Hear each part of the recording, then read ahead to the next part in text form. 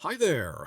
This is a catch-up on all of the news about the Warner Brothers sale that has been going on for the past 6 months.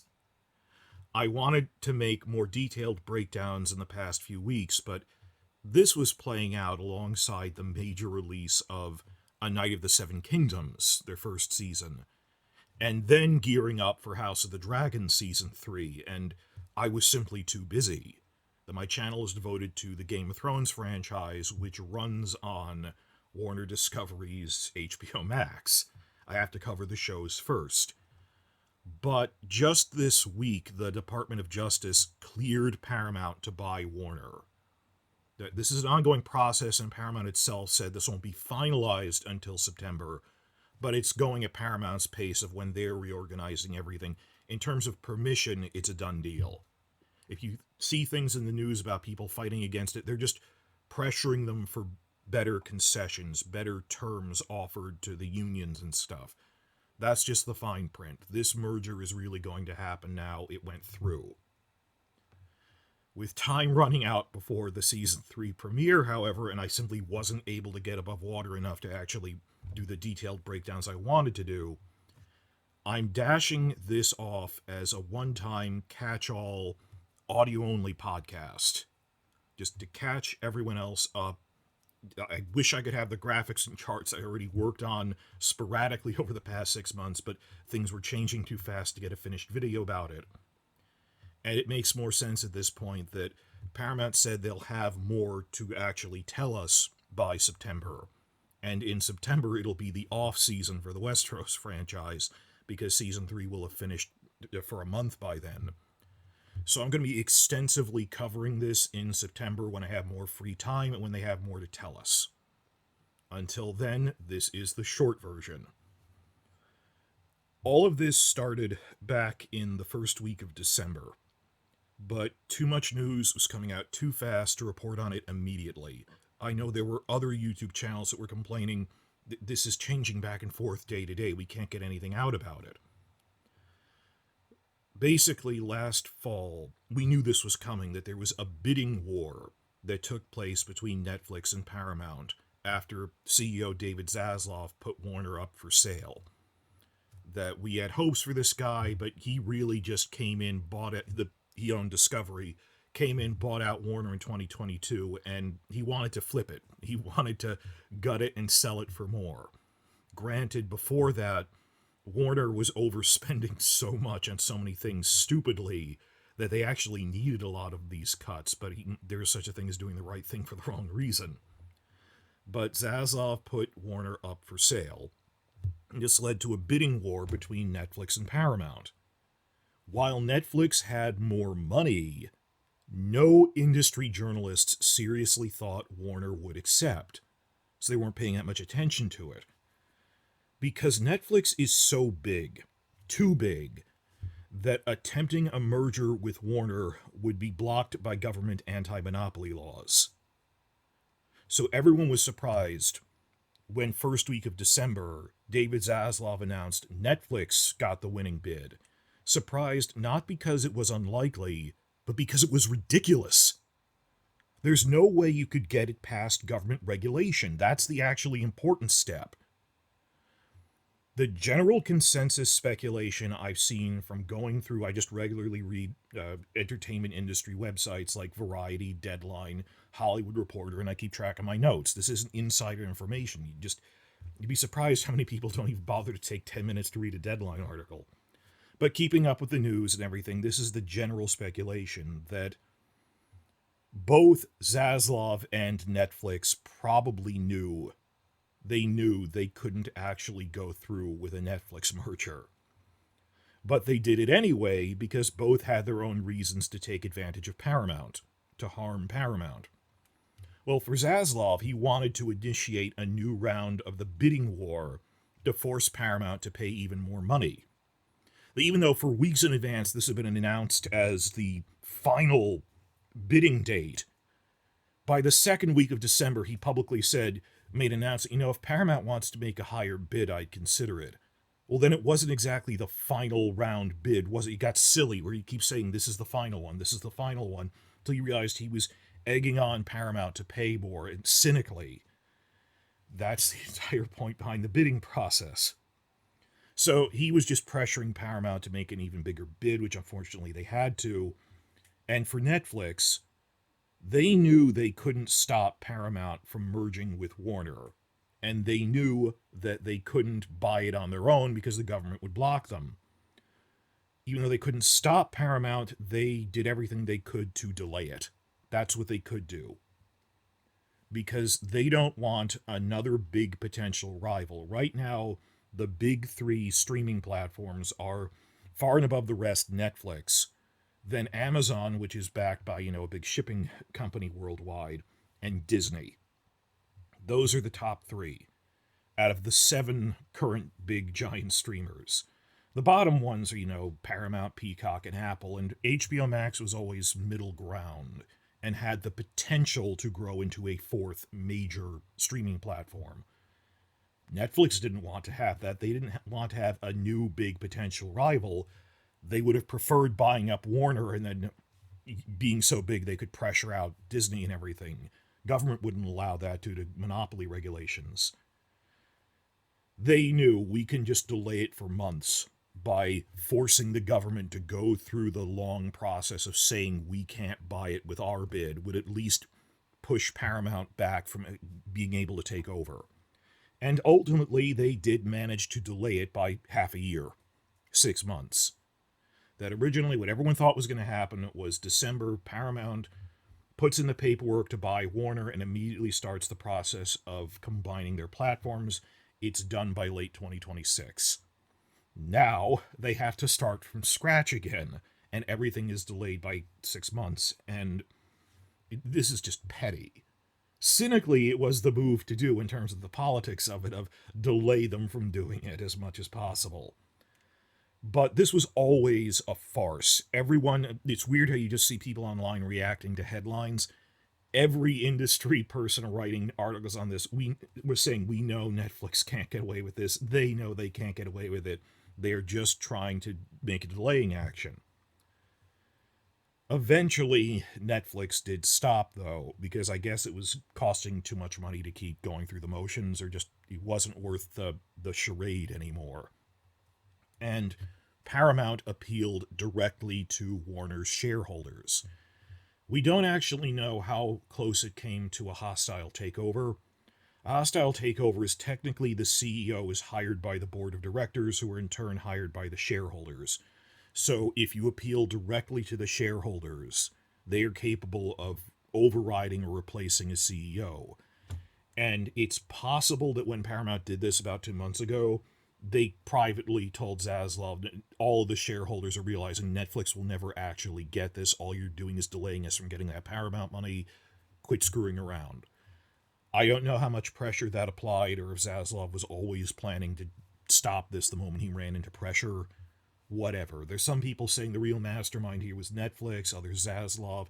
I think they were just pragmatically doing what they could at the time. But eventually it ran its course, and at the big shareholder meeting at the start of June, they basically said, yes, we are officially going with Paramount. June 12th, U.S. Department of Justice announced they have cleared Paramount for purchase. And all of these shenanigans and antics are over. I had so many times where I half started a script going over detailed numbers and metrics of what they were trying to do, of this is how they're going to try to outbid them at the shareholder meeting. This is how much money they actually have, how they could acquire it. I've had to drop all that because I get half done, then something else would come up, and now it's months behind. So this is the catch-up short version. What I have just told you in this, I could have sustained half a dozen videos on if just there weren't, another new show coming out with Night of the Seven Kingdoms. So much of my energy December onward was on a daily basis following the ups and downs of this, and Variety and Deadline, the other major news things. And it goes to show you that real news and real reports require research, which require time. That this is why the only coverage you saw of this back in December was same day someone put out a multiple people on TikTok, YouTube, people would put out like a live streamed video which amounted to cracking jokes about, this is what's going to happen to Warner content if it's put in a Netflix format. Even though if you actually read these things, like Netflix was saying we wouldn't put HBO shows in a binge format, we can't because it's tied to their cable release. Not a shred of research, and not like, hardcore research. You could have spent 10 minutes reading a news article. You could have been just quoting a news article. And instead, I saw people just, do people just report on the headlines? I don't even mean the variety headlines, but they see something trending in the Twitter feed. These are the trending terms of the day. And then just start talking about it. That is an alien concept to me, that so much of I'm going to be a social media influencer is you don't need to know what you're talking about. Just get it out fast. As opposed to with my channel, I try to go for quality and research and hope that has more staying power. Then it's weird. I saw, just Googling this for who is talking about this right now, I saw Grace Randolph. I don't really watch her, but she was talking about, now Paramount's taking over and Netflix isn't. I remember distinctly her remarking, it's weird how everyone had something to say when we thought Netflix was buying them, but now that Paramount is, there's like no discourse on this. Yeah, because everyone knows how to crack a joke about Netflix shows. But in terms of going over, these are the metrics and financial figures going into a media merger for Paramount, they don't have a business model where they do research anymore. All of these, casual channels and reactors and clickbaiters. No one was talking. It goes to show just how ill-equipped they were to actually report on anything.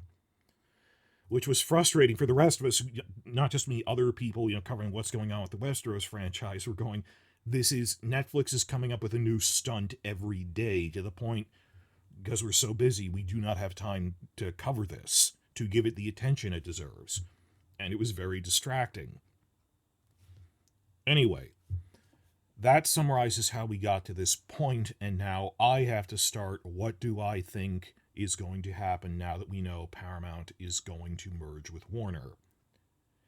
Well, the one broad thing we know they've openly said we intend to combine Paramount Plus and HBO Max into one streamer. And there's the question, this is a technical question of, would it run on the programming of one or the other, because one is actually, a better put together program, just put the content of one on the other. I'll cover that later. That question is academic. It's going to be one platform. They're not going to keep two things. I mean, even Disney has been slowly but surely absorbing Hulu. I'll cover that when it happens, and I think they'll tell us more in September.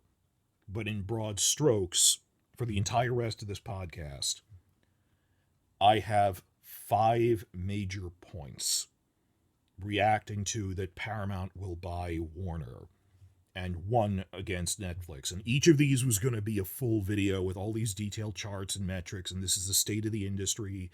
This is the market share by company broken down in a pie chart by percentages for both movies and television, which I just do not have the time to do this now. That is coming in September when we'll know more. In broad strokes. Point 1. This was the least bad option for Warner. That I wish Warner was big enough that it didn't have to be sold at all, but could compete with Netflix on its own. But it can't. That a sale to Netflix would be even worse than that. And the reality is that we had 3 options: eventual bankruptcy, a Netflix sale, or a Paramount sale. And simply wishing there were more options than that doesn't change the reality on the ground. Pausing for emphasis, just what else was going to happen? Bankruptcy or Netflix? I've actually seen some saying that they're so upset about, Paramount's going to buy them. I'm so upset, I'm not going to report on this. What good would that do? I'm not asking you to report on it positively, report on it to complain about it. I'm not even going to talk about it because I'm so triggered. Who does that help? That is irresponsible. If anything, if something you're really upset about is happening, wouldn't you report on it more because you care about what's happening? Um, on The Simpsons, Mr. Burns is robbing the school of all of their funding. This is so upsetting, I'm not going to report on it. No, you go on to Kent Brockman and report Mr. Burns is stealing all the money. Just, if you think something bad is going on with this, and that's also a question, but I am so upset at Paramount, I'm not going to report on this. What does that even mean? That it's best to stay informed and explain the mechanics of what is happening. Which leads me to point 2. Why are people upset at Paramount? Paramount's politics. To which I say, yes, I am aware that many have criticized Paramount for its owner's conservative political ties. What happened was last year, the Ellison family, who own Oracle, they're that big company that makes server farms and other big internet infrastructure. The Ellison family owns Skydance, which is a movie production company, and Skydance bought Paramount. So the Ellisons bought Paramount using their company Skydance. Technically, their company name now is Paramount Skydance. So people are saying the Ellisons are these conservative billionaires, and we don't like their politics. To that I say, with genuine shock, every one of the 7 major streaming platforms is run by conservative billionaires.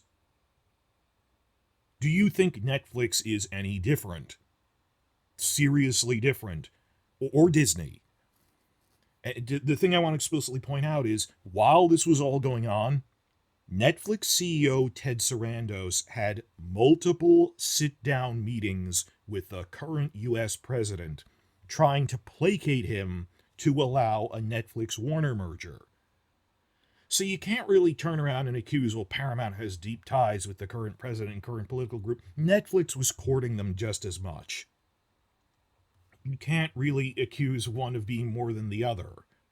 And you've seen how much Disney is willing to bend to things. Just on top of that, I don't think any of these companies really has firmly held ideologies like that, political ideologies. These corporations have one real ideology: profit.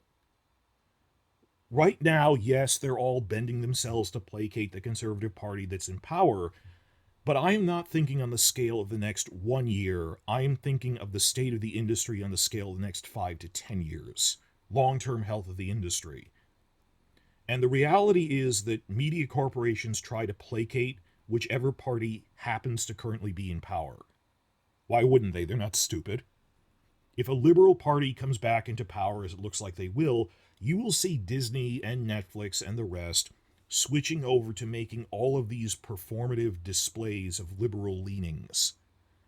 I don't think it was Netflix, one of those other companies, like at their theme park, I remember a while ago, they were putting out, June is Pride Month themed ice cream at one of their amusement parks, and they don't care about these issues, but they were going out of their way to do performative lip service to it.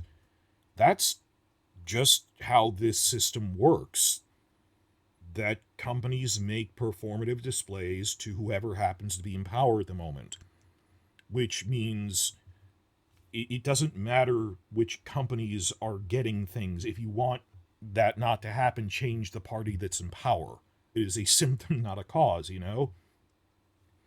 That none of them have deep-seated political leanings. They're weather vanes that go with the flow. I don't even blame them for that. And from a purely business standpoint, I'm looking at this through the neutral calculations of the state of the industry. And based on that measure, that leads me to point 3 out of 5.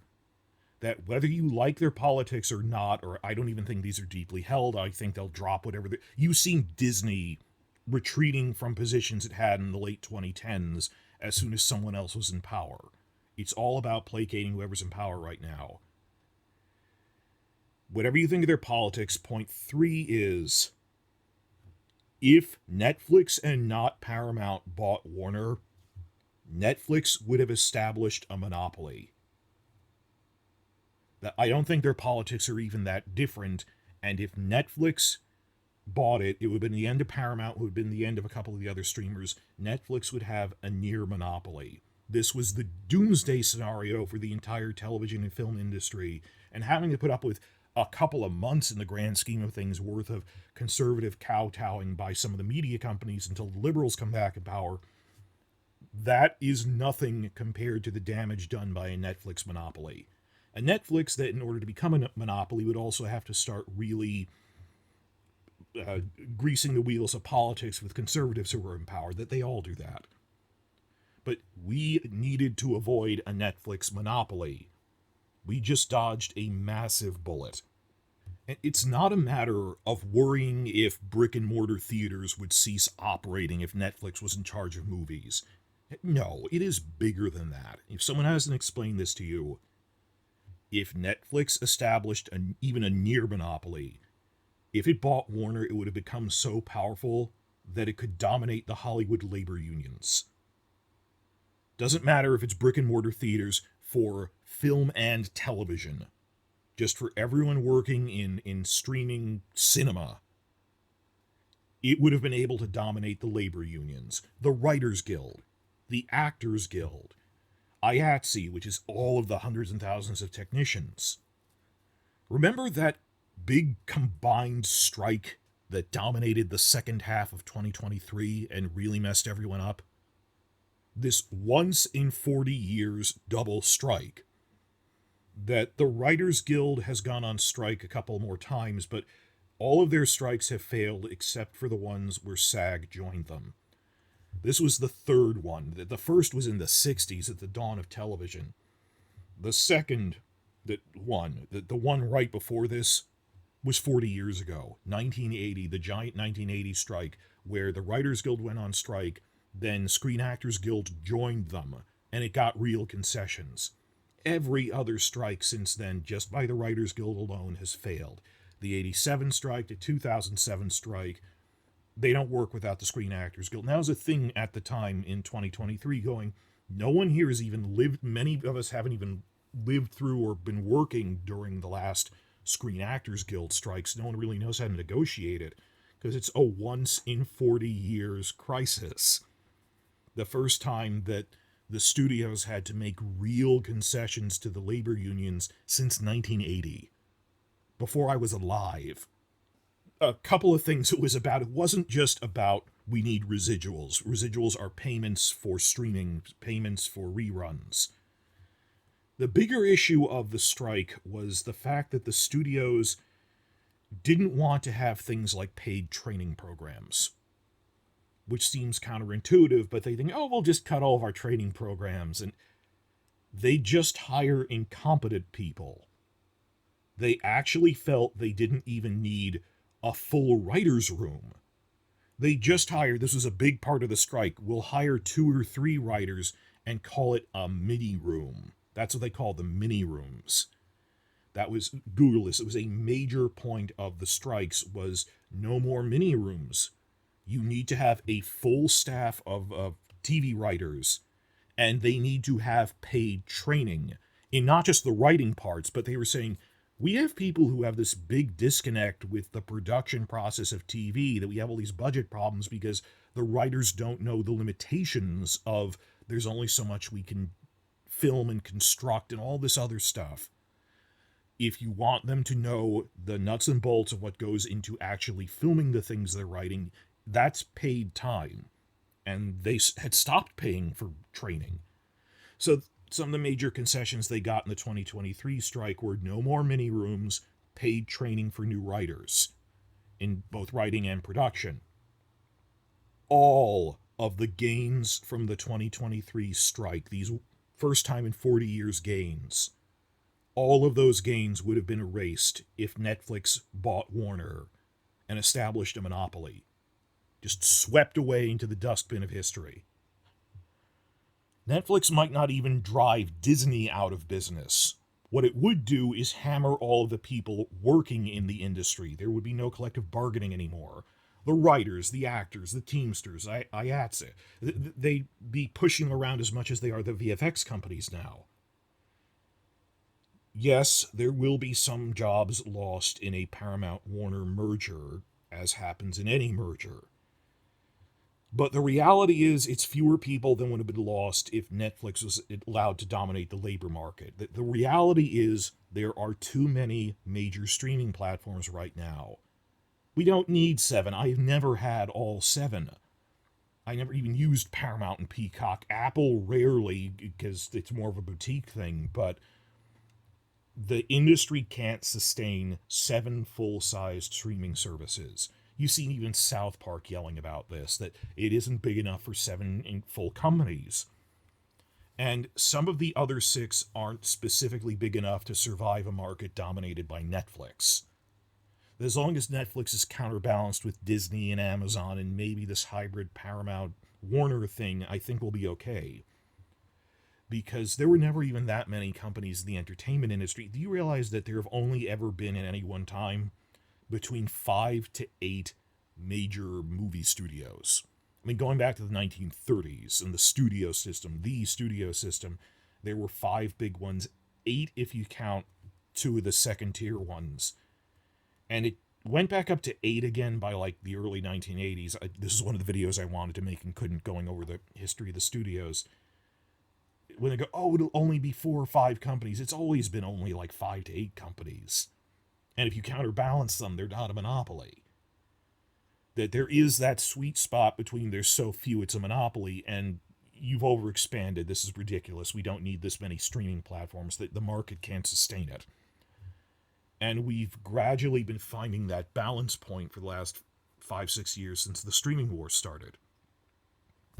The smaller ones will have to merge or die. Paramount needs to merge with Warner. Peacock isn't far behind. They're doing better than they used to because they have a good sports package now. But they were also bidding for Warner, ironically. But again, the serious talk of will they try to merge with Paramount Warner now in the coming years? We'll see what happens. They were waiting government approval.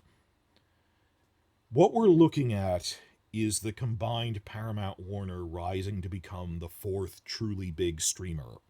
That'll go Netflix, Amazon, Disney, Paramount Warner. So that's 4 big ones.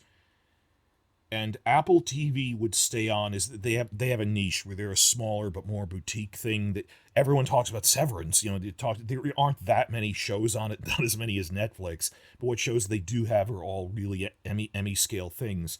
Apple TV is kind of what HBO was in the late 90s now, as that's their niche. We're the boutique thing for high-end stuff. So I think we're going to settle into, from now having a state of play where there's 7 major streamers, that the landscape of TV and streaming will be a world where there's 5 major streaming services counterbalancing each other, much like the movie studios, because the market is oversaturated. Point 4 out of 5. This is a huge one, and I regret not being able to make a video about it right now. I guarantee you I will in September because it's an ongoing issue that doesn't get enough attention.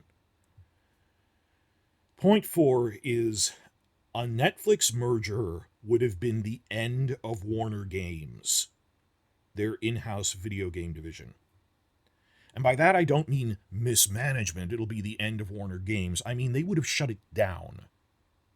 And nor would they have just sold the IP rights to their franchises to third-party developers, like they'll shut it down and sell the rights to Disney's EA or something. It's bizarre. But Netflix philosophically doesn't believe in video games. Talk about this in the comments. You've seen this. If you haven't, look it up. Netflix's entire mindset, their whole model is, you're supposed to be watching the feed, the suggested videos feed, so we get data for our sacred algorithm.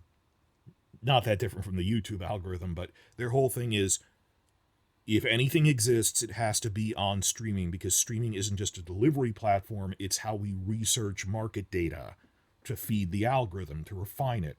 The more you watch, the more refined it is, and so on.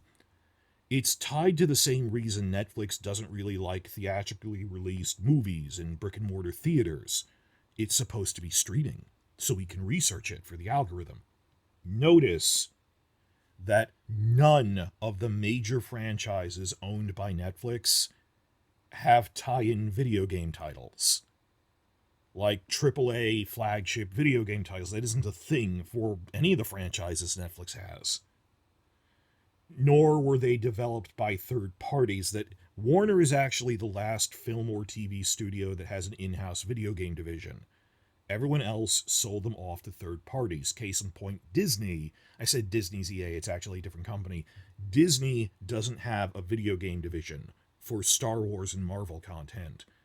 They'll license a Star Wars video game from EA, Electronic Arts. And this is mutually beneficial. Of course, that Disney gets money from licensing it. EA has more of the tools and talent for making video games. They know what they're doing. That's what most do. Warner kept doing it in-house. They've had problems. And it's been a question of, it wouldn't necessarily be wrong to sell Warner's IP to other companies if they'll develop it well. It's indirect, but they'd still be promoting it. Netflix, on the other hand, doesn't believe in video games.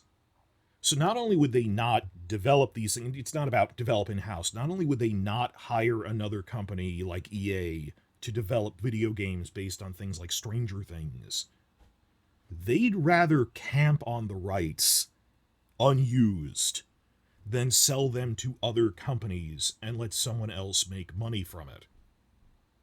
Someone else that make games which would distract people just in terms of hours in a day. A successful Stranger Things video game made by someone else, even if they pay us money for it, is time that could have been spent watching the Netflix stream to feed the sacred algorithm. It's all they think about. If you don't believe me, tell me in the comments, have you seen Netflix titles and even their major things that have any related video game tie-ins? In contrast, Paramount, while not exactly the most successful company compared to the bigger ones, Paramount has a decent track record developing video game content, licensed through third-party developers. Like for the Star Trek franchise, a lot of video games, or for various Nickelodeon tie-ins, they generally try to put out video game content through third-party developers. That they do have a history of cross-promoting that, even if they're not making them in-house. Same as Disney. Just this past week, they announced the formation of a Paramount Games division for the first time. It might not be a division. We're not really sure because they just announced it. It hasn't formed yet. And one of our big questions is, how will this interact with Paramount? And more importantly, okay, if you're making Paramount games, what does that mean for Warner Games right now? Are you going to incorporate most of Warner Games' staff and projects just under a new banner? Or are they starting over from scratch? I'm not sure. But they're going to do something with all that IP. Even if they restart, even if they fire everyone, they'll hire other people and restart. And on a scale of years, we will be getting something for these franchises. Their core franchises are DC Comics, Mortal Kombat, Lord of the Rings, Harry Potter, because Hogwarts Legacy was huge, it was Game of the Year, and also Game of Thrones. Though their past leadership never even tried to make a real Westeros video game before. But this past year, I've been covering this on my channel, Warner Games totally restructured under a new CEO, the department head. The guy who'd been there for 12 years was gone. And they made real steps towards actually reaching out to the fan base, that they were supporting fan-made mods, were getting official support for Hogwarts Legacy for the first time ever. That was a real sign of trust. And for the first time, they were actually announcing development of Westeros video games. That they made this whole big announcement that of our core 4 to 5 franchises, Westeros has been underused. We never even tried to make a AAA game on it. It is ridiculous how little we are trying to do with this. In the 15 years since it started, it's been going to waste. So they announced, they had promised, we are going to start work on a flagship AAA level Westeros video game.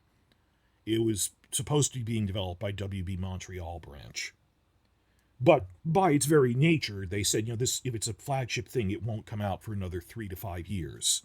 And that was a year ago. So fair enough that games take a long time to develop. You're if you're getting a major thing on the scale of like Red Dead Redemption or something, that takes time.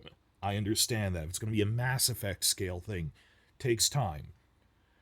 But they said they were working on it, and they said in the meantime we're going to churn out some smaller scale things based on, you can get them out quickly, like a browser game, like that Dragonfire thing, something else. So as much as they could in a short amount of time, we were seeing real progress on. They promised we're going to start trying to make active use of this for games. They were, with some short-term fixes and plans for long-term development, all still very much in a nascent stage, but we had cautious optimism.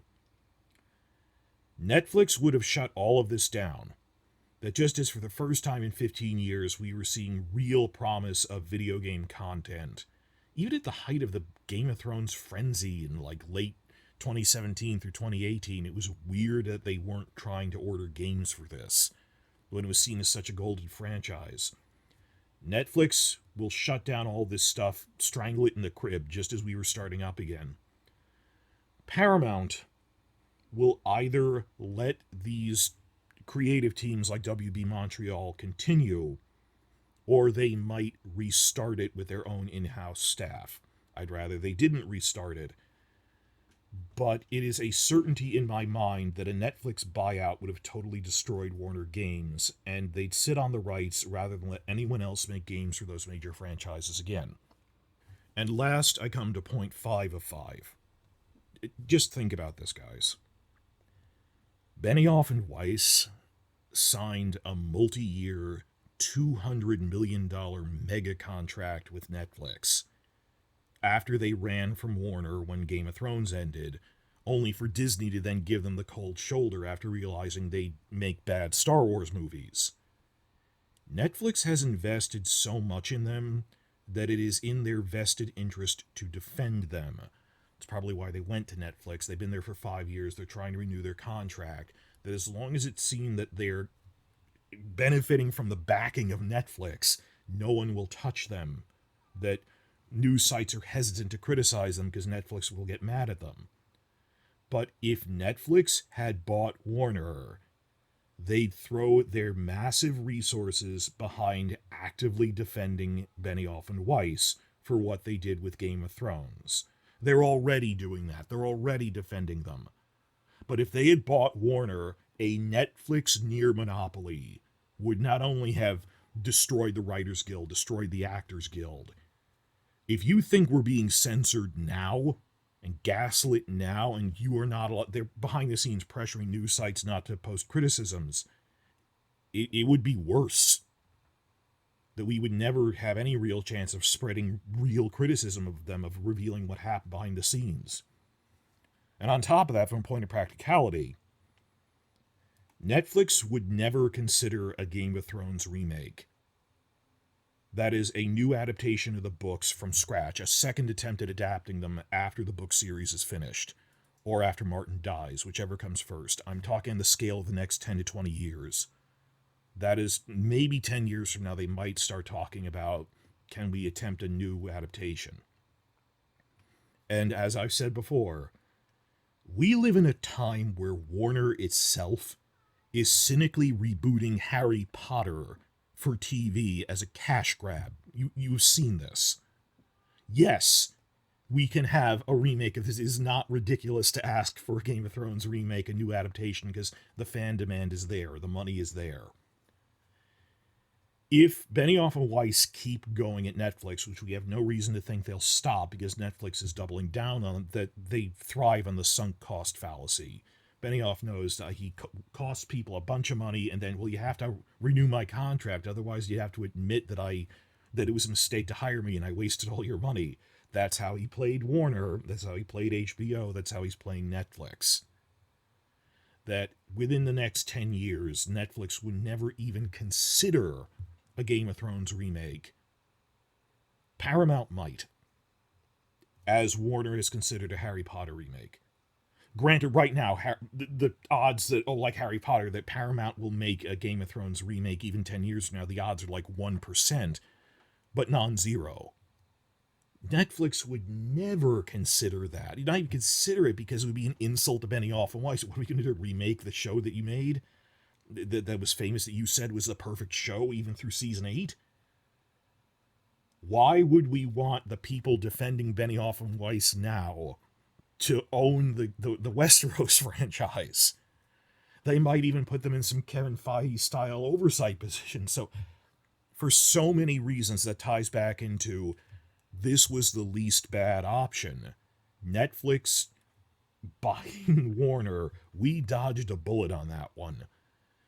Benioff and Weiss might have been tied to Westeros projects again. It would have destroyed Warner Games, by which I mean they wouldn't even let other companies buy the rights to some of these franchises. You might never see a Mortal Kombat game again, much less we're thinking of developing Westeros games. It would have established such a dominant position that it would have neutered all of the Hollywood labor unions like Screen Actors Guild, Writers Guild, Technicians Guild, IATSE. That would be gone. It would erase everything the strike did. Faced with the three options of Netflix bankruptcy or a Paramount buyout, this was the least bad option. And I don't see Paramount as better or worse than any of the other companies because they say what they have to grease the wheels of politics. I don't think that'll last very long. I simply don't. And for all we know, this could, merging resources like this, just as Disney bought Fox and launched Disney Plus and really led to a massive boom in the Star Wars franchise with streaming shows like The Mandalorian, a bigger combined Paramount Warner might be able to compete with Netflix better, which means they'll be pumping more money into their franchises such as DC or, the world of Westeros. You've seen all the criticism that came for House of the Dragon Season 2 because they literally slashed the last 2 episodes right before the strike. They slashed their budget on a flagship show. That they eased back from greenlighting too many more big, expensive shows because just how would we ever do that? A Night of the Seven Kingdoms is very cheap to make.